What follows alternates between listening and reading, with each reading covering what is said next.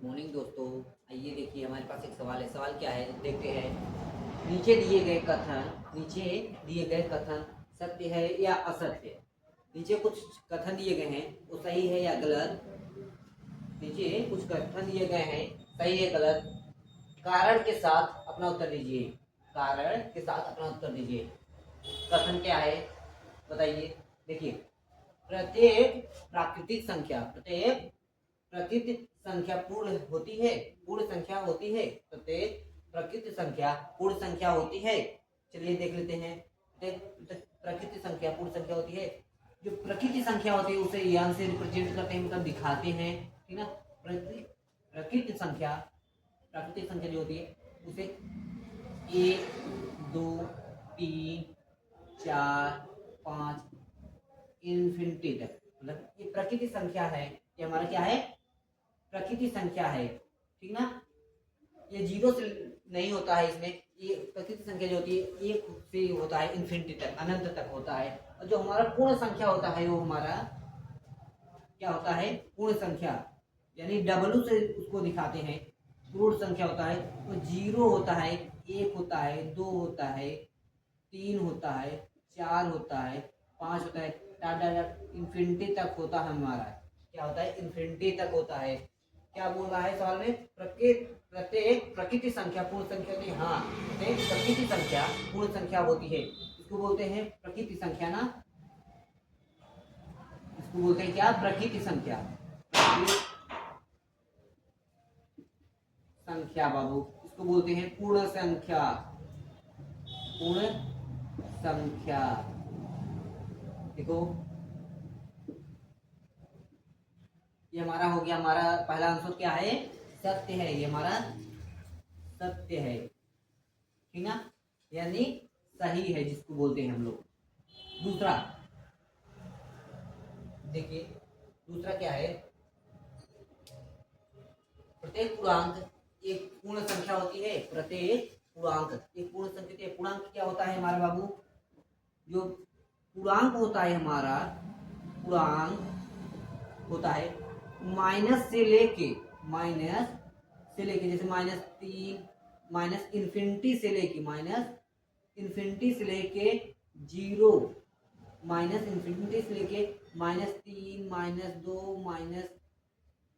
-1, zero, +1, +2, +3 infinity तक। कहाँ तक?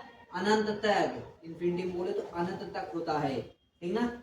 ये हमारा पूर्ण संख्या नहीं होता है, क्योंकि इसमें माइनस आ गया। माइनस पूर्ण संख्या हमारी नहीं होती है, ठीक। हमारा पूर्ण संख्या जो होता है वो जीरो से होता है। वो दिखाया, देखो, पूर्ण संख्या जो हमारा होता है, देखिए इससे पहले बताए थे जीरो से होता है, और माइनस आ गया तो पूर्ण संख्या नहीं होता है। ये हमारा दूसरा कथन क्या है? असत्य है बाबू, असत्य है, ठीक ना, यानी गलत, ठीक। ये होगा। तीसरा देखो बाबू, तीसरा, प्रत्येक प्रमेय संख्या एक पूर्ण संख्या होती है। प्रत्येक प्रमेय संख्या एक पूर्ण संख्या होती है। आइए देख लेते हैं। प्रमेय संख्या एक पूर्ण संख्या होती है। प्रमेय संख्या वह संख्या होती है जो प्रमेय संख्या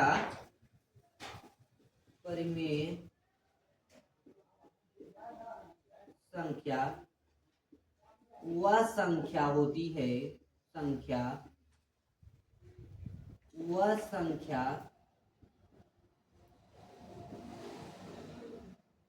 होती है जो P/Q के रूप में, P/Q के रूप में लिखा जा सकता है,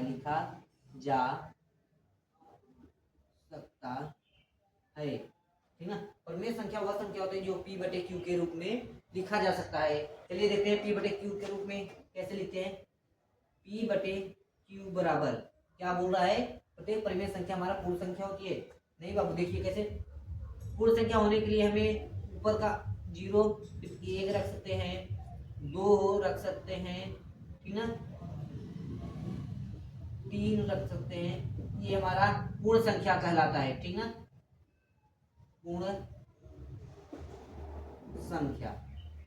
लेकिन परिमेय संख्या जो होता है, परिमेय संख्या क्या होता है, बोल रहा है P बटे Q के रूप में होता है, लेकिन क्या Q बराबर जो होता है, लेकिन Q बराबर 0 नहीं होता है बाबू, Q बराबर 0 नहीं होता है। इसीलिए देखो यहाँ पे देखो, इसीलिए Q बराबर 0 नहीं होता है, इसलिए देखो P बटे Q बराबर 1/2, 2/2, 1/2, 1/3, 1/4, 1/5 ये होता है। ये हमारा पूर्ण संख्या नहीं है, पूर्ण नहीं है। पूर्ण होने के लिए इसको जो होता है पूर्ण संख्या होने के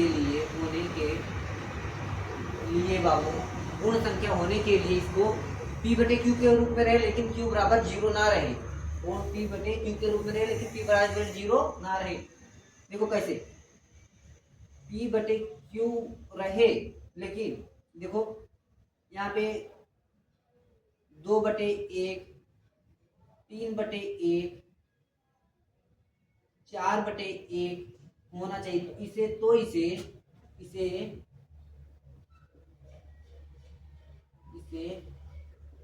पूर्ण संख्या कहते हैं।